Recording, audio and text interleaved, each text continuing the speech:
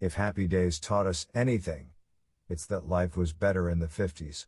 People left their door unlocked at night, kids respected their elders, and a guy who lived above his best friend's garage could still be cool so long as he owned a leather jacket. Well, it turns out the Fonz didn't lie. Despite the racism, homophobia, and extra racism, the 50s were a pretty good time to be alive, thanks to things like Number 10. Growth. Modern stimulus packages have nothing on the Second World War. In just 5 years, the U.S. economy went from Old Yeller's flyblown corpse to Superdog on steroids. Debt was low, growth was sustainable, and huge swathes of the population were leaping out of poverty. At the same time, employment levels were shooting up fast enough to give a statistician nightmares. In 1932, unemployment had reached over 25%. 2 decades later, it was under 3%. For comparison, we've been stuck with around 8% for 4 years. Length of unemployment was also low. If someone lost their job, they could expect to be back in work within 4 months, instead of the 9 a modern layoff has to stick. Number 9. Fair taxation.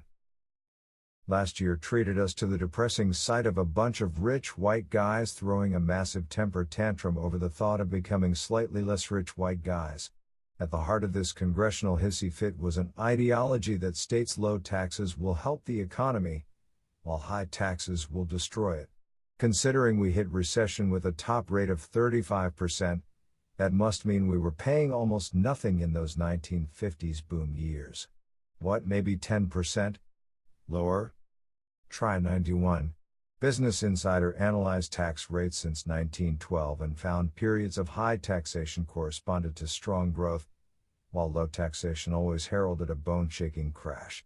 In the 1950s, a period when the middle class felt like it was pooping money, the government was raising taxes and people paid them.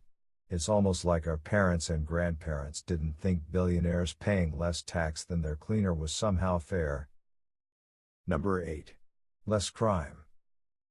Despite what the media tells us, crime is falling.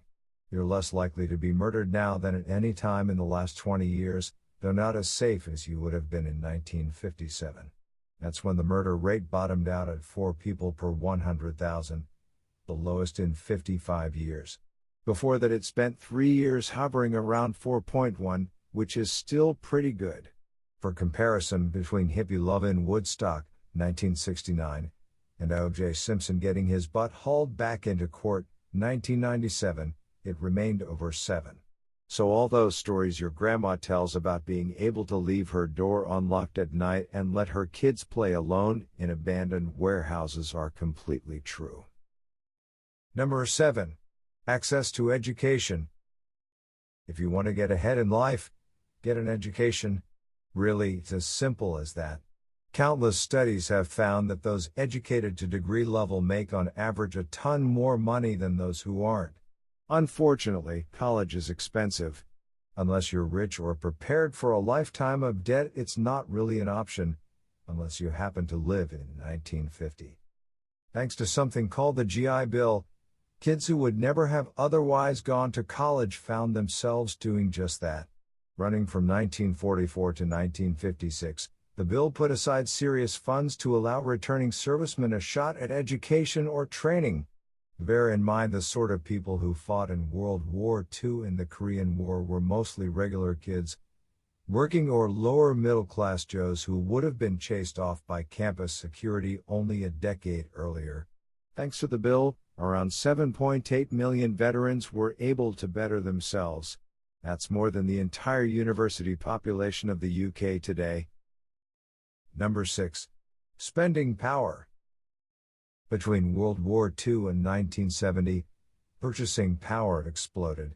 One guy working a blue-collar job could provide for his entire family.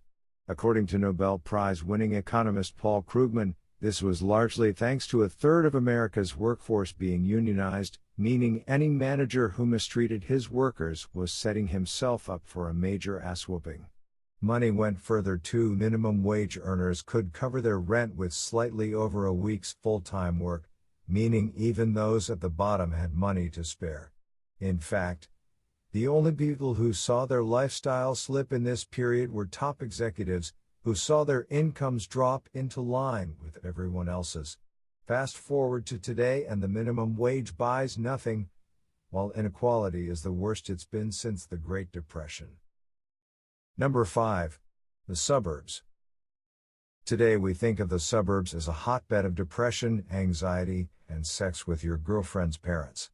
But in the 1950s they were meant to symbolize everything that was great about modern America. And they did. For a huge chunk of the American public, the suburbs represented their first chance to get out of the inner city and into their own house. Pre-World War II, the younger generation mostly rented dingy apartments and concentrated on saving up. In Britain it was even worse. Prefab communities were built to replace horrific slums the Luftwaffe had recently flattened. To the children of the 40s, the suburbs were a huge step up. Suddenly you had light, space, a bit of land, and a place to call your own.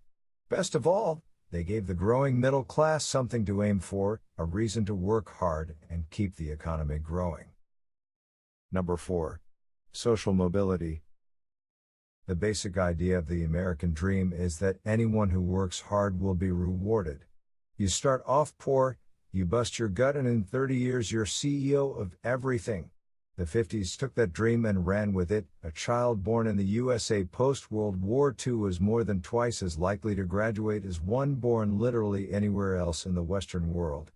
This trend continued right through to the early 70s, at which point neoliberalism raised its head. Skip forward to now and we've gone from being the best to the worst. According to economist Robert Reich, 42% of children now born into poverty will stay there, a higher percentage than in countries that still have kings. In 2013, the American dream has nothing to do with hard work, and everything to do with who your parents are. Number 3. Optimism. In Hollywood, setting something in the 50s is shorthand for things like nostalgia and optimism. When you look at everything else on this list, it makes sense. But how the hell do you measure optimism? Beginning in 1935, polling company IPO spent decades ringing strangers up and asking them how happy they were, a move that actually yielded usable data. According to this book, the 50s saw a surge of people claiming they were very happy, peaking between 1955 and 1960 at around 40%. That's the highest it's ever been. Remember, this isn't just happy but very happy, as in nothing could possibly be better.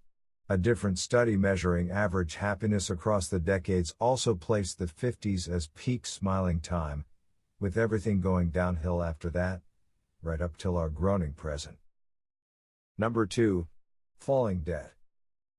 The second installment of Germany's popular World Fair series sent us plunging into debt, but by 1950 it was already under control. At the start of the decade, debt was around 70% of GDP. By 1960 it had fallen to slightly over 40. And it kept falling. This wasn't some brief dip but an ongoing, sustainable trend toward the sort of debt levels Congress can only dream of. By comparison, we've spent the last few years piling the debt back on like Garfield coming off a diet. According to the Congressional Budget Office, we're on course to hit 77% this year, with some sources putting it at over 100. That would put our debt at almost the same level as during World War II, only without the excuse of a worldwide war. Number 1. Popularity. After World War II, America was popular. How popular? According to historian Michel Winnock, so popular even the French loved us. Despite the rise of left-wing anti-Americanism, popular polls conducted between 1952 and 1957 showed ordinary French citizens were infatuated with us.